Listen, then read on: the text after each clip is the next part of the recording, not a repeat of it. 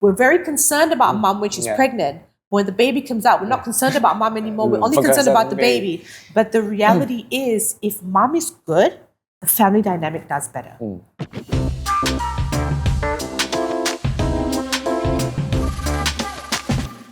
Welcome back to another episode on Grabs.fm. And today we have Nadine and Thomas. And she is a former Miss Malaysia / Universe back in 2010. That's right. Right? And she is now transitioned to be a parent and also an educator. And way before that, you were doing a lot of crazy stuff in the entertainment industry. Yeah. You were a model, you were a DJ, and you also acted in 2 movies, if I'm not wrong. Yes, that's right. So how did that transition for you, from a very, crazy, perhaps party and that life to a mom? I started at the industry at a relatively young age, and I was very lucky. I was very lucky to have done the pageant and then to have been able to kind of pursue a lot of those passions. And then I got married, and then I moved away, moved to the States, and then everything started to kind of wind down, right? And I wasn't sure at the time, for a long time, I wasn't sure if I wanted to have kids. And then after about a year of being pregnant, of being married, I found out I was pregnant. So, that transition kind of happened gradually. It wasn't a super easy transition because I had done so much here. And it was really hard to sort of give it up. But at the same time, I kind of felt like I wouldn't say losing interest, but I felt like that passion for what I was doing was kind of dying out a little bit. And I felt like I wanted something that was more stable, that had more stable hours. I wanted something that was maybe mine, that I could eventually maybe give on to my children. Because when you work in the industry, it's very volatile, right? There are good months, there are bad months, there are good weeks, there are bad weeks. And I just felt like I wanted something that was kind of more stable. And that's how kind of the transition sort of happened. Yeah. Okay. And why into education? So when I was pregnant, I was in the States, and I was, at the time prior to me getting pregnant, I wasn't sure if I wanted kids.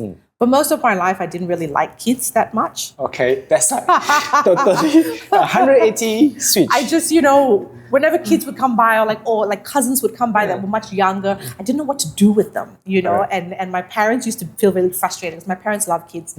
And so my mom, particularly my mom, could never understand why I wouldn't want to have children. But I got married, and then I was kind of like, if it happens, it happens. If it doesn't, it doesn't. And then I got pregnant, and pregnancy was brutal. It was horrible. It was so difficult. And I was in the States. I was lonely. I had no family there. It was just me and my husband. And, he was working. And so I was by myself a lot. And then, I had a really bad labor. I had 38 hours of labor. Wow. And so I had a really bad introduction into parenthood. And then I had postpartum depression. And so I was really lonely, and I was in a really dark place. And I, again, alone. And also because you don't have that support system. Yes, that's right. And you don't know that you miss it until you're in a position like this, when you realize that you need friends, and you need the village, and you need the family around. And my mom had passed away not too long before I had my son. So I became a mom without my mom, and that was very difficult. And so she never met my son, and so I kind of went down a slightly dark kind of postpartum depression. And then I was put on antidepressants, and as I was coming out of it, or trying to come out of it, I felt so desperate for something that could help me. And I was like, and I felt like there had to be a place or somewhere for parents to go to where they could feel safe, where they could bring their children, where they could bond, where they could meet other people that had children of the same age, where they could learn about, share and learn. And, I wanted to be able to understand my child from his perspective, and I felt like I was missing something. I felt like he was a baby, but I felt like he could do so much. And I wanted to understand, what could I do for him? What could I do to bond with him? I felt like there had to be more. Okay. And so that's how this whole thing, it was kind of born out of a need that I felt at the time, like I felt was missing, and so I had come back home for a holiday. And a friend of mine, my ex-manager, was like, let's do something together. And I had gone for 1 or 2 baby classes at that point, and I really felt like this was something that I felt was missing in Malaysia, particularly. I felt like if we could do something where parents could meet in a place that was safe, that could be great for babies, great for their development, a really happy, activity-based, non-stressful place. And so that's how kind of everything really started. All right. Yeah. I had an interesting thought. Right. From don't liking children and facing a child every day. Yeah. How does that feel? You know, like there are some people, like I have, you know, girls that work at my school now that are really young, right? They come and do internships and stuff like that. And I'm in awe of them because they're like 19 and 20 and 21 and they love children. You know, when I see them look at the babies and the kids, they light up. And that wasn't me. And I think just everyone just has their own kind of trajectory. All right. And I think if I was so kind of into babies at the time, I wouldn't have done the Miss Universe stuff and I wouldn't have done the DJ because it wouldn't have fit. Yeah. Do you know what I mean? At that time, I was really into like beauty and music and, you know, that was the stuff that I was really into. And so the stuff that I did in the industry really fed that passion at the time.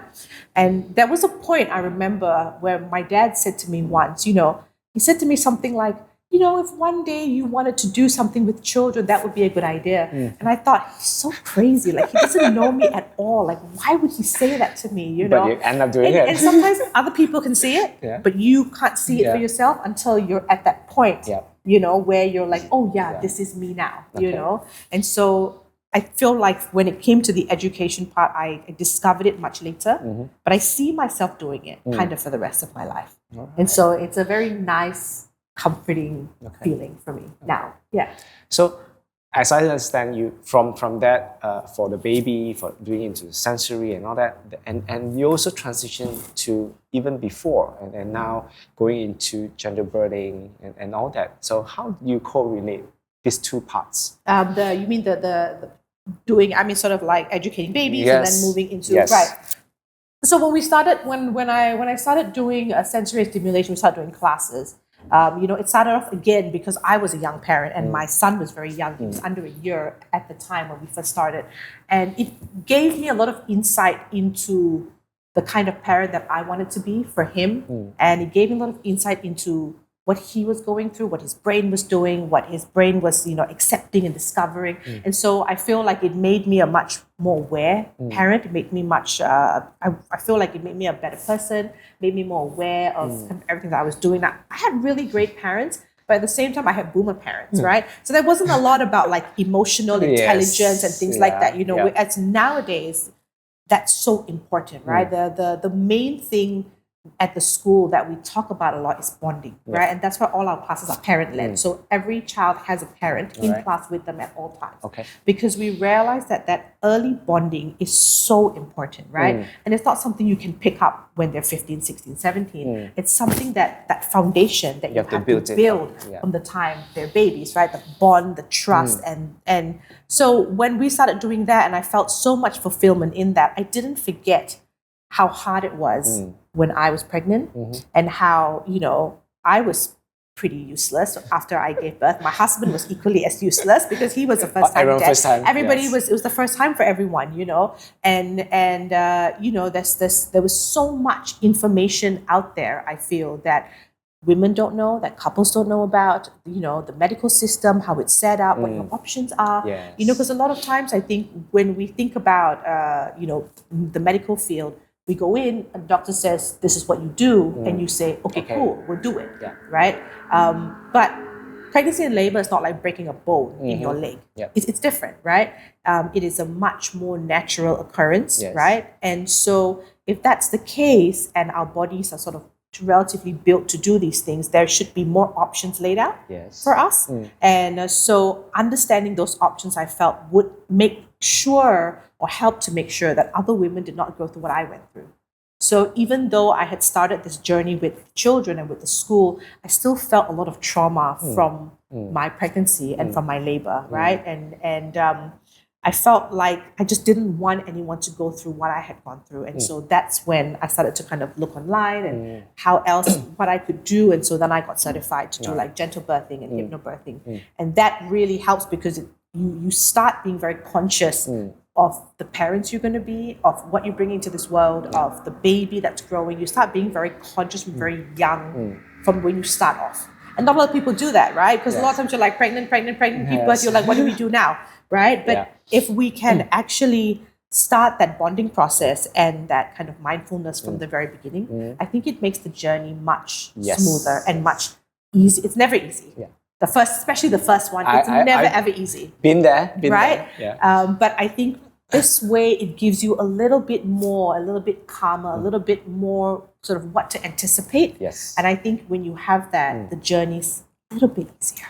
It actually brings me back to 2012. Right. In actual fact, that's when I was introduced to hypnobirthing. And gentle birth, because I was doing another podcast back then. Right. And that was my first episode. So I have a friend. She delivered at home. Right. So she had a water birth.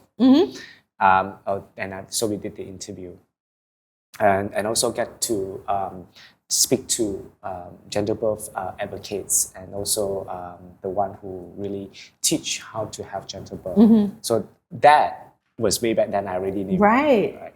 And when I had my third child, that's where we started to look at options. My first two, we went to a very traditional OBG. Right. It's way back in Penang. Right. A very senior doctor. Right. When it came to my third one, that's where we spoke to the doctor and look at options. You know, we wanted like no inducement, and we don't want the jabs and all that. Right. We want it all natural. Right. Yeah.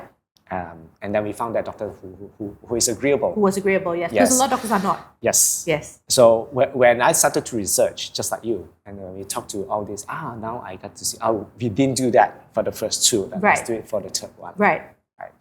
And it's very, very interesting because we also use essential oils. Yeah.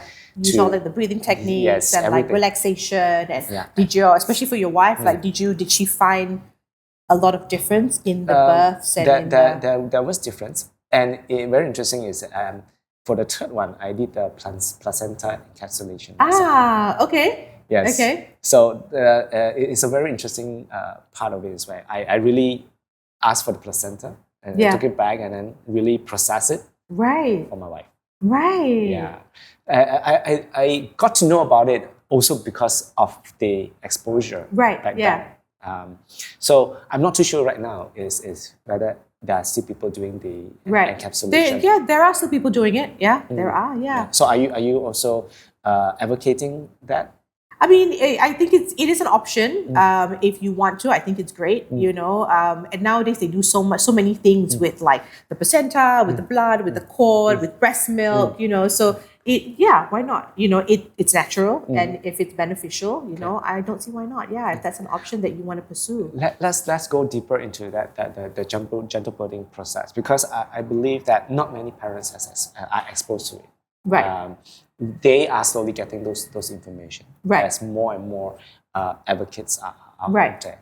Maybe we will take a bit of time for you to expand on this part. Right. What do you do during the whole process? So just like gentle parenting, I think that gentle birth sometimes gets like a bad record, or people don't fully understand what it is, right? It's been around for a very long time. So it's been around for like 30, 40 years, right? And so lots of women have gone through and used this sort of process, right? So it's going down to kind of the fundamentals of childbirth, right? When we look at childbirth, say 50, 60, 70 years ago, women didn't go to hospitals to have babies. They had their children at home, right? So even in this generation, let's say like my helper at home, she's from the Philippines, and she gave birth to all her kids at home, right? Surrounded by her mom, her sisters, right? So and they also have midwives. Yes, and they have midwives and things like that. So we're looking at birth as being not so much a medical event, but more being a natural event that is supported by medical professionals, right? And not the other way around. Not a medical event where the natural part of it gets kind of pushed out, right? And so it is really understanding what your body is going through.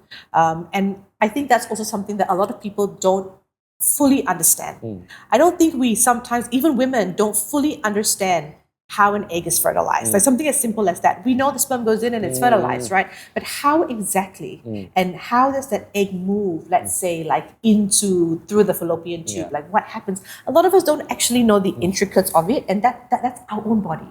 And we should know, right? So it kind of goes back to learning about your autonomy, about what is happening within your body.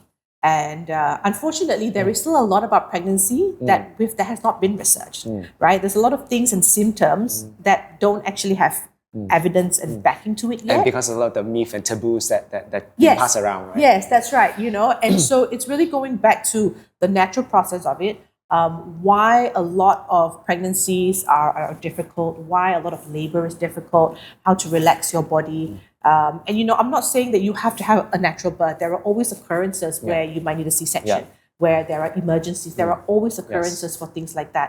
But it doesn't mean that you cannot go into it with a calm, controlled mindset, right? And what I really like about, so it's a 5-week course, and every week it's like 3.5, 4 hours. And what I really like is that the involvement of dad, right? Because a lot of times dad, nothing changes. They just see mom get bigger and they don't know what to do. And spend money buying stuff. Yes, and they're buying things, right? So a lot of times we're so concerned about buying the crib and the pot and all this stuff. But I'm sure you realize after 3 kids, there's a lot of stuff you can do without. Yes. There's so many things that you think you needed in the first kid that you realize you don't have to clutter your house. You don't actually need it for the second and third kid, right? And so I like the process of of involving dads, getting dads to understand what mom is going through, what kind of massages, how to help her, keywords, how to, kind of be there for her. We even have a booklet of things dads can say, right? So these are the things not to say, and these are the things to say, and if you're not a man with words, just read from the book, like when mom's in labor, just read from number 1 all the way down, and so it really just gives them, we look at the natural part of it, but we also look at the medical part of it, right? So we look at the natural part, meaning what's happening with the body, and relaxation methods, meditation methods, how to calm your mind, because at the end of the day, contractions are contractions. They're going to be painful, right? They're going to be intense. The closer the baby gets to being born, they're going to get worse, right? Even if you're going in for a C-section, right?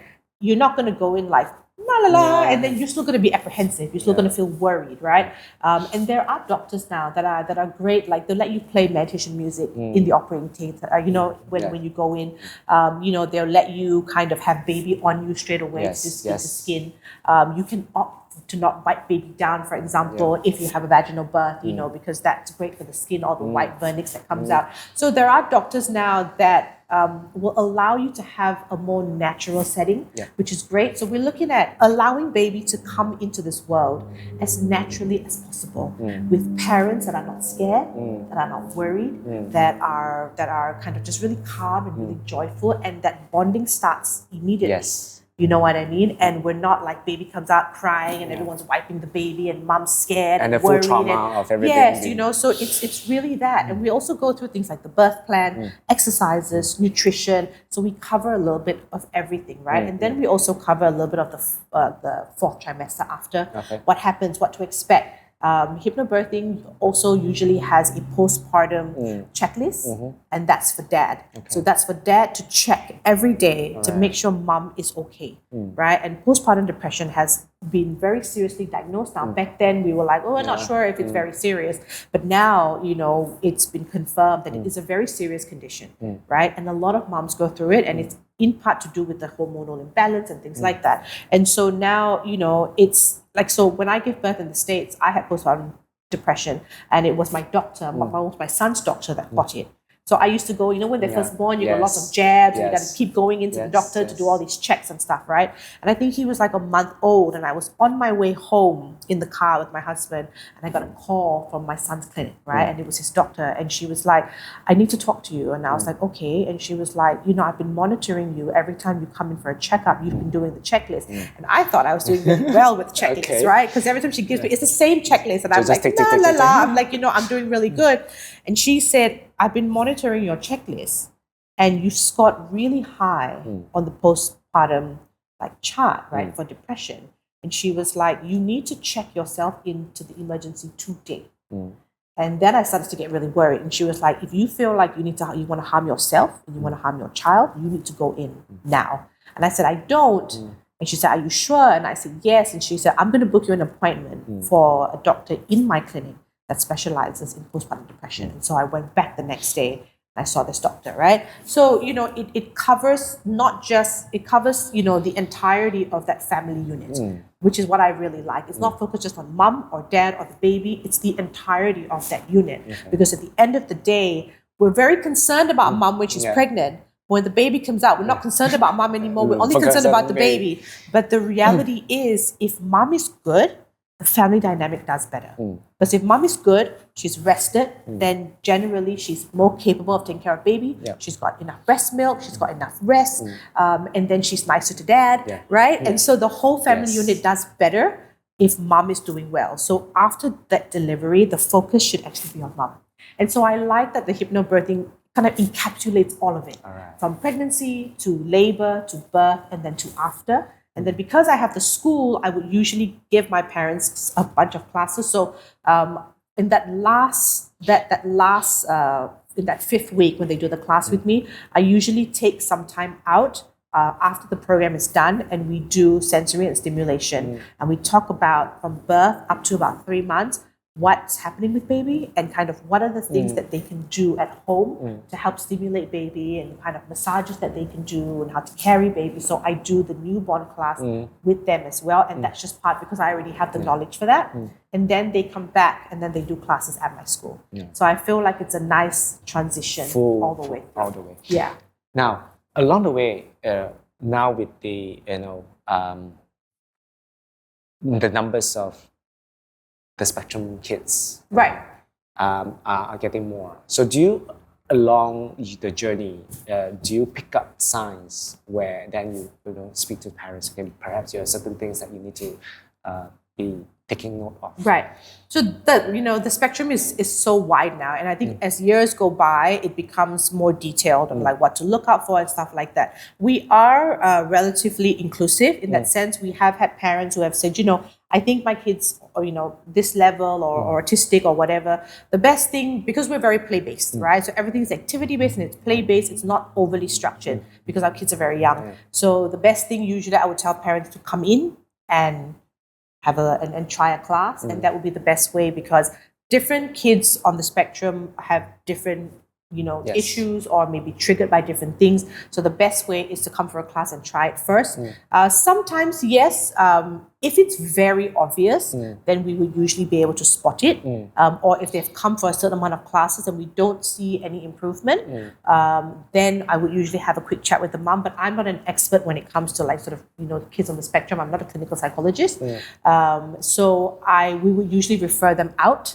So we have a couple doctors that we do work with. And so I would give them the contact and say, you can go and do an evaluation.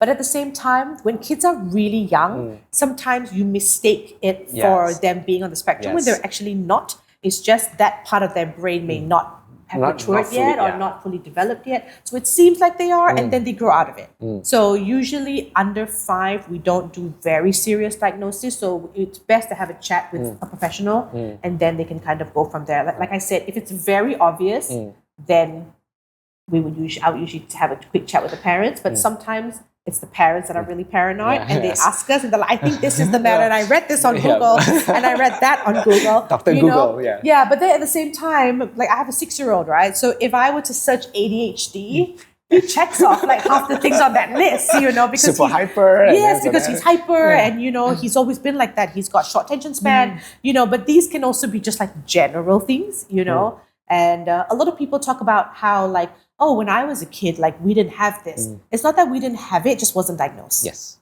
You know what I mean? So I think that's the mistake. People are like, what's in the food nowadays? Why is it so many kids are diagnosed? And I don't think that people in our generation were not. I think they were just not diagnosed. And it just wasn't as clear. That spectrum wasn't as clear as it is now. Yeah. So as you bring the parents along that journey, you see different types and modes of styles of parenting. How do you deal with it? I'm scared to answer this question. How do you deal with them? especially the ones that perhaps are a bit over enthusiastic or over cautious?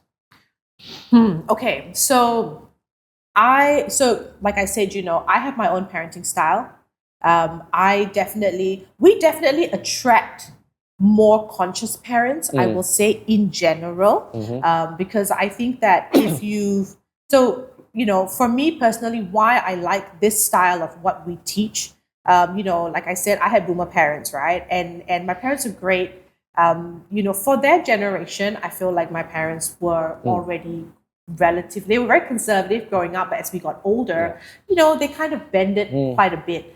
But at the same time, doing what I did, like, with Miss Universe and stuff, I always felt like I was a little bit of a black sheep in the family, right? My parents are very straight cut, right? So I kind of went the road like this, and so I've always felt like my parents could never really understand me. And I always felt like a little misunderstood. The outlier. And, a little bit like I always felt loved and stuff in the house, but I always felt like they could never fully understand me wanting to do things like join Miss Universe or like become a DJ. But they supported it, but I knew that they could never fully understand it. So I didn't, I think that in every generation, even if you had like the best parents, in every generation, you have to change it a little bit. Yeah.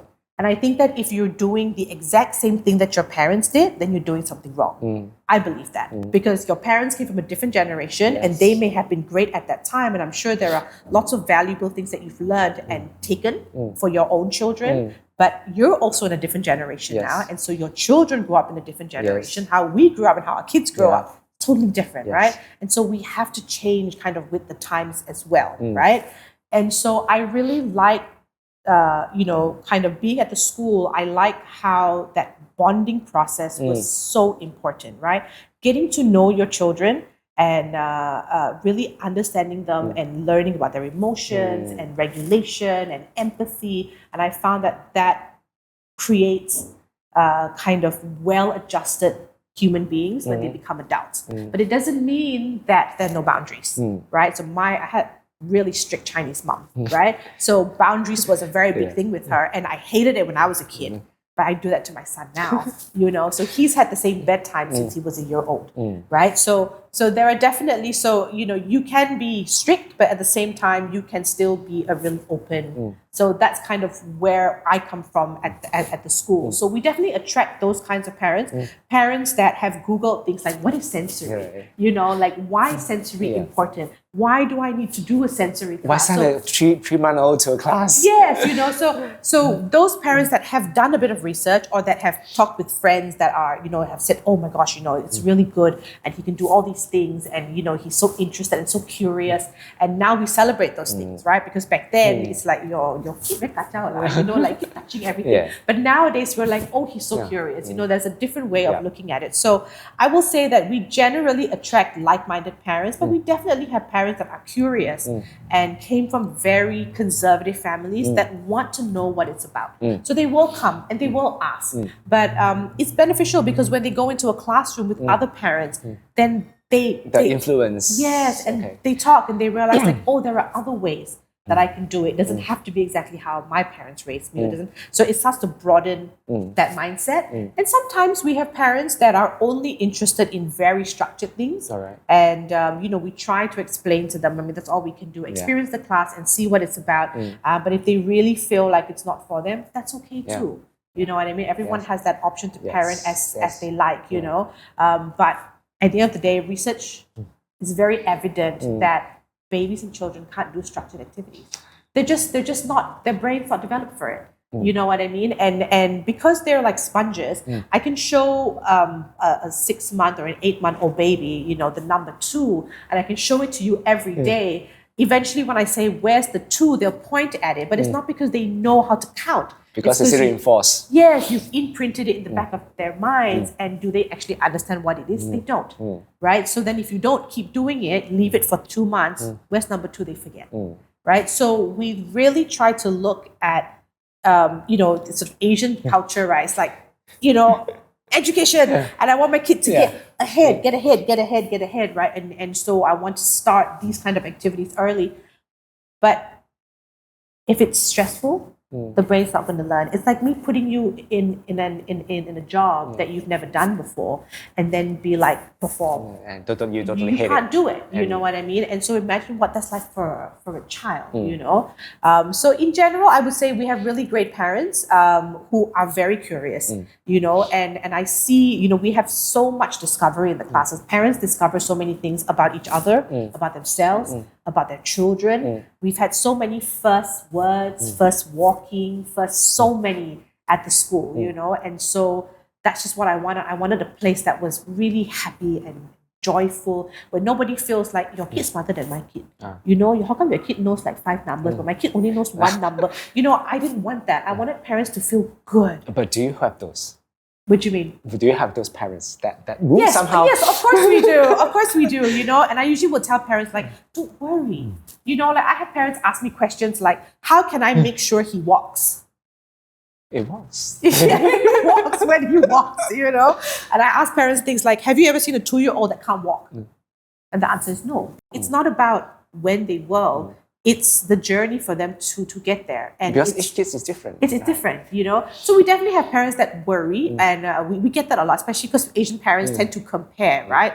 And we get a lot of, you know, kids, because they're so multifaceted, they can't be good at everything. So if your kid is good at, say, the physical stuff, they may not be so good maybe at the finer stuff. If your kid is really good at eating, maybe your kid is not good at something else. Yes. That's life, right? Yeah. Your kid cannot hit every milestone for everything, Yes. right? It's just not, and as a parent, it's normal to worry. But I also think that the spectrum of normal is also very wide. Right? And there are always things that you can do. So my son, right, is very active, touches everything, is the type that will fall off the sofa every single day.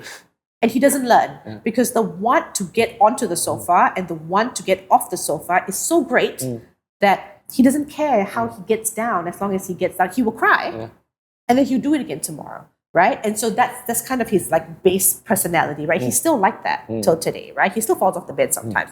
You know, he was great with the physical stuff, right? He walked really early, you know, he was great with manipulation. He could eat by himself by the time he was a year, right? He eats everything, right? So because I cook at home, he eats vegetables, he eats salads, he eats everything, right? And that was great, but he couldn't talk. And so everyone's like, why can't he talk, you know? And he's a big kid, right? So he's always been like double the size of other children. And so when we go out, people would think he's older, right? People think he's 2, and they'd talk to him and he'd be like, bah! And then people look at him like, what's wrong with this kid? But he was only a year old, right? And so I started to worry that his vocabulary was not, he would babble and he would point at things and he would get upset and he'd get frustrated, but he couldn't articulate words very well. And it was one of those things, you know, only I could understand him. Nobody else can understand him, you know, and he'd be saying all these things and I'm the only one that gets what he's saying. And I started to worry because we were getting 1.5 and he still wasn't calling me mama. And then we were going to like 2 and he would say it only sometimes and he would not use words to conversate. He would only use words to point out like truck. So he would name things, but he wouldn't use it like mama come, right? So he wasn't using it to interact. And so, you know, so I started to get a little bit worried, right? Because all the other stuff was great. But that part wasn't great, you know? So again, with children, it's like that. So if you're really worried, so what I did was we cut all TV time at that point. And we've always read books. So since he was a baby, we read books every night. We still read them till today. And so I up reading more books. So we cut all TV time out, which is hard. You know, it's really hard to cut TV time out. And even for me, someone that does what I do, I can say that sometimes you just need a little bit of time for yourself and just put your tune out. Yes, that's right. You know, and so we took all TV out, cold turkey, and then I tripled the books, right? And I talked to him more and more and more, which I usually do already, but we just upped it.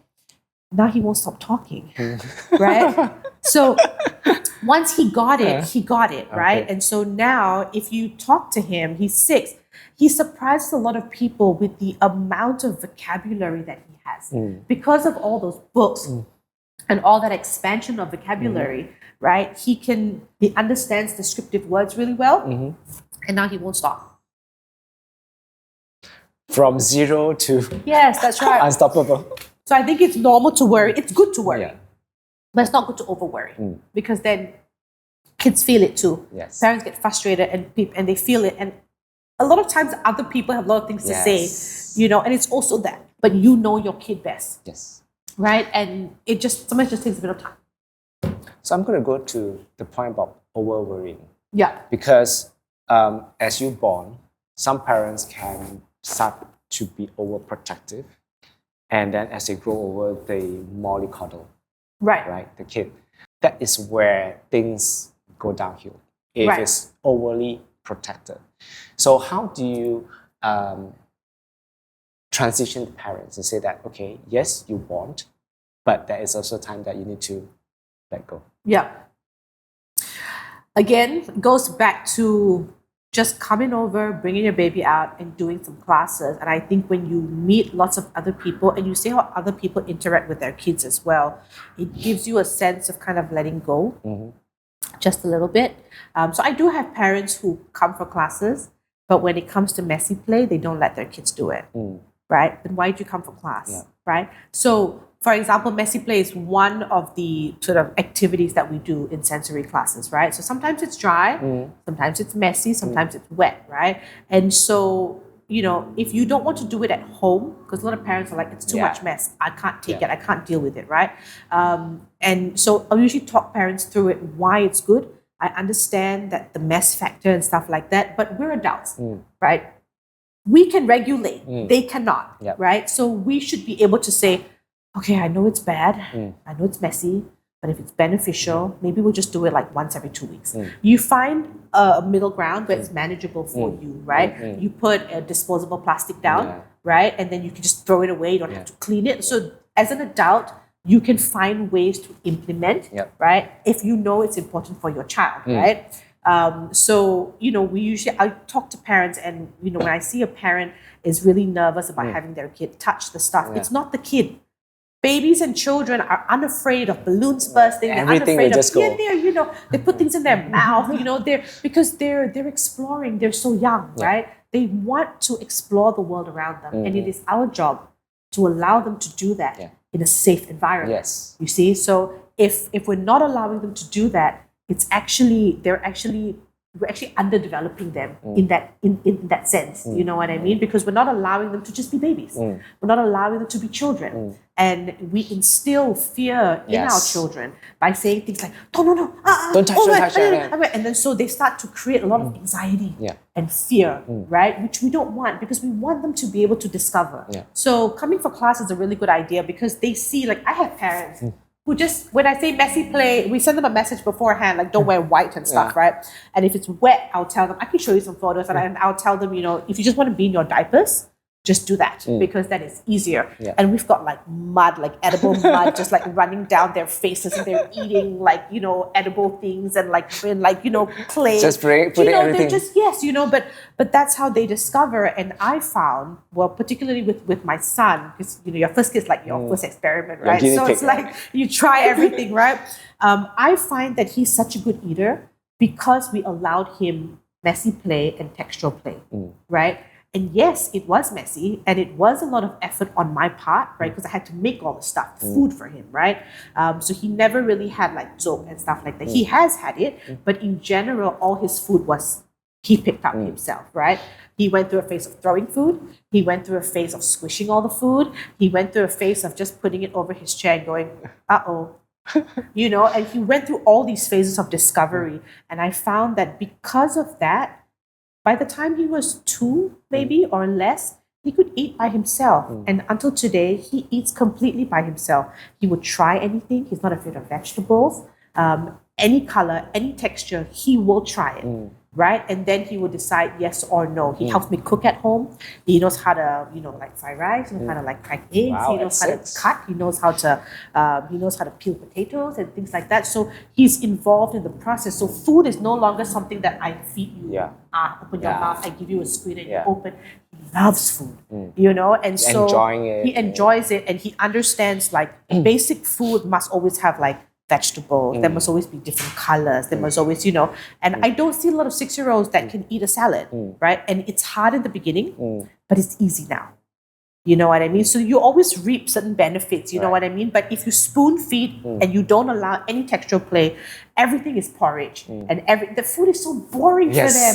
You know what I mean? But food is not boring. Food is so enjoyable. There's so many things with food, and the flavors. Right? Yes, that's right. And so now he can actually tell me like, Mom, I think there's not enough soy sauce in here. Or like, I think there's not enough, you know? And so because now his palate understands like texture and flavors. And so it's easy. We can go anywhere to feed him. We never have any issues. We can go to any restaurant, you know, like some of his favorite things are like, he likes things from like naan with dal curry to like stilong bao to like, you know, he's good. That's a wide range. Yeah, so we don't have, you know, because so my dad's Indian and my mom is Chinese Nyonya. She's from Penang, right? So at home growing up, I had lots of different types of food, right? So we had mainly Chinese food growing up and Nyonya food, and then sometimes my dad would cook, so that'd be Indian, and then my dad would make Western food. So we grew up with lots of that. My husband is Polynesian, so he's from Hawaii. So they have their own set of types of food, right? And so, you know, it's only right that he has that diversity in his palate. Wow, the palate is like you know, bursting. So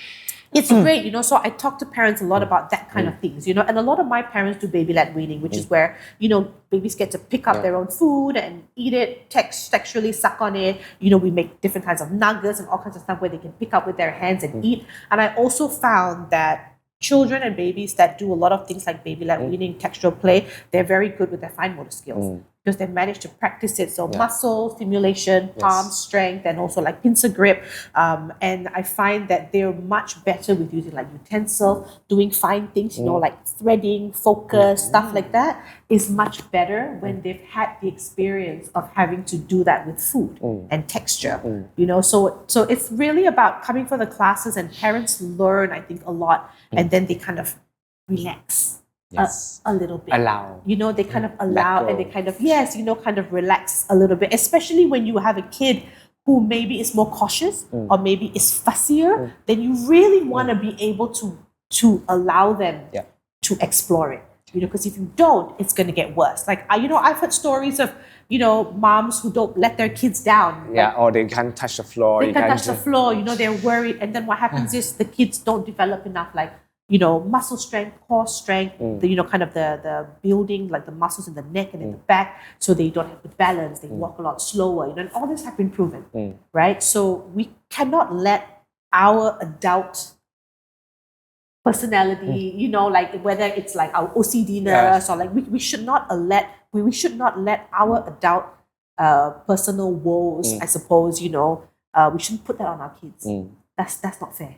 You know, because we should allow them to develop like kind of to their best potential and not kind of shorten or make things harder for them and implement that trauma in them or that fear, because as they get older, they're going to have that, they're going to carry it with them all the way, and that's not fair. Which brings me to the next point, because I myself, as a parent of 3, right, and my eldest is now looking at the new generation of kids, because he coaches young kids in his club. And he says, why are the kids now like this? Right. So similarly, I would say that the parents of this new generation are also different. So what are you seeing that is developing now, especially with the younger batch of parents that's coming up?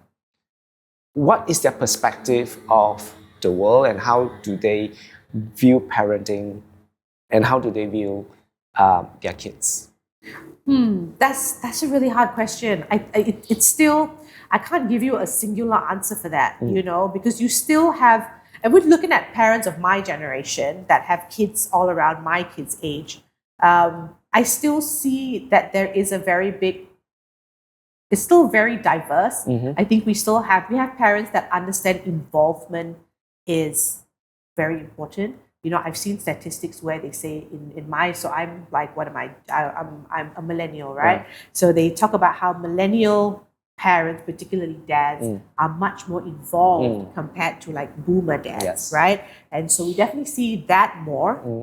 It's great when we have like moms and dads who come for classes and they swap out, and the kid is just as happy to be with mom as the kid is to be with dad, and it's wonderful, you know. But we still see families with that divide where mom does everything and dad may not be as involved. We still see that a lot.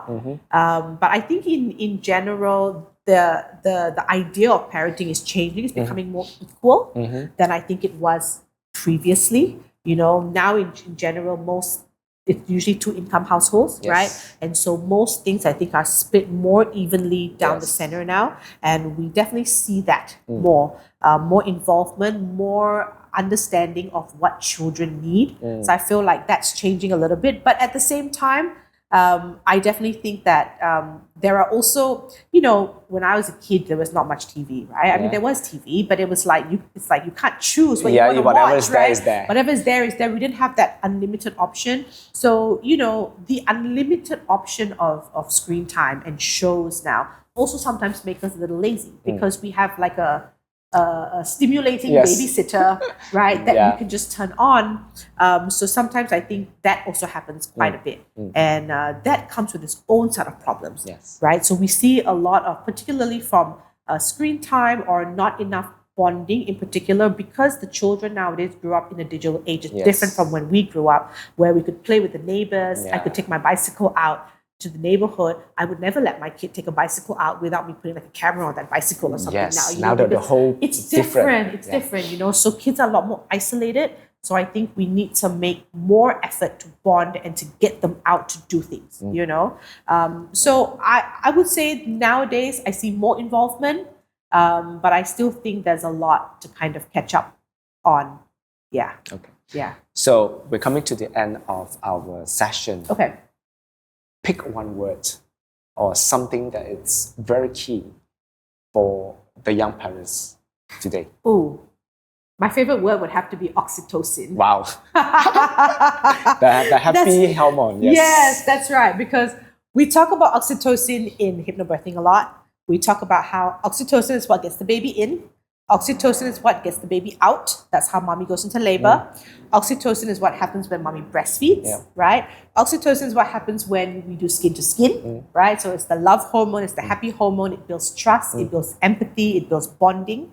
It makes you feel comfortable and happy, right?